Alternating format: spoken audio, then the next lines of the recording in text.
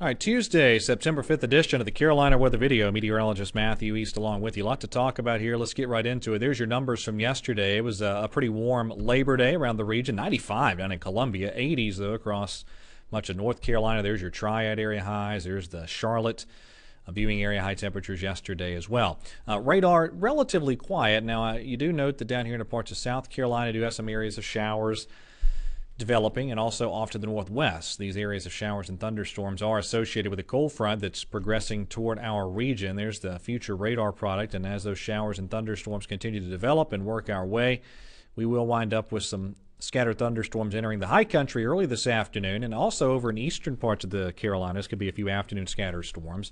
And then everybody across the Piedmont fair game this evening. There you go, to see some areas of those scattered showers and thunderstorms progressing in as this cold front works into the region. So this evening, tonight especially, scattered showers and thunderstorms. Ahead of all that, there's your highs on this Tuesday. Pretty warm weather day.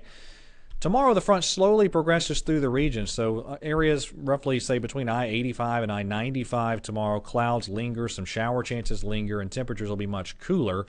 Rain, not a huge rain event, but I'll say for the Piedmont zones of Charlotte and the Triad, roughly a ½ inch to 1 inch of rain potential, maybe slightly higher over toward the Triangle. But this is not a huge rain event. Temperatures tomorrow, again, held down as that cold front works through the region. But then, beautiful weather.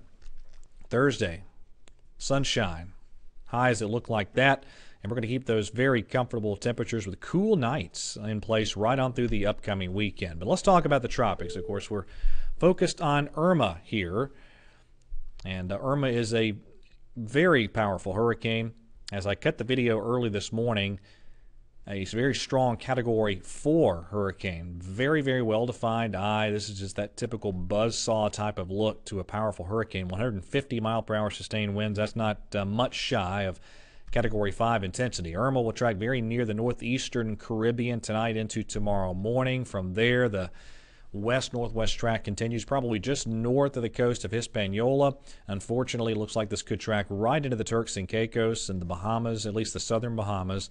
And then the trick here is whether this goes over Cuba, just north of Cuba, or maybe into South Florida. There will likely be a pretty sharp turn to the right by the weekend. The trick is, when does that turn occur?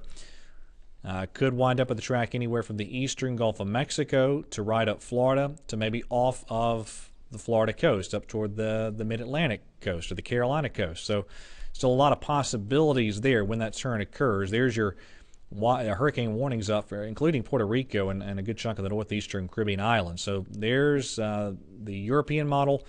It takes that just north of Hispaniola and then right into Cuba with a turn then up the Florida peninsula thereafter. I'll show you a couple model charts here. This is the GFS from the 0Z run, basically taking Irma into South Florida on Sunday morning and then up the Florida peninsula thereafter, and then up into the Carolinas as we get into Monday and Tuesday. The European computer model is a little bit further to the west near the Florida Keys and is slower on Sunday evening and then up into Florida and then eventually up toward Georgia and the Carolinas by Tuesday evening. So a little slower on the European. The bottom line is still a lot of uncertainty with the long-term track of Irma. We're dealing with that right-hand turn that could occur at a certain time that would impact whether this goes into Florida, into the Gulf, or up the Atlantic seaboard. We'll keep refining that forecast for you going forward. All right, that is it for the latest edition of the Carolina Weather Video. Thanks for watching. Have a great day, and God bless.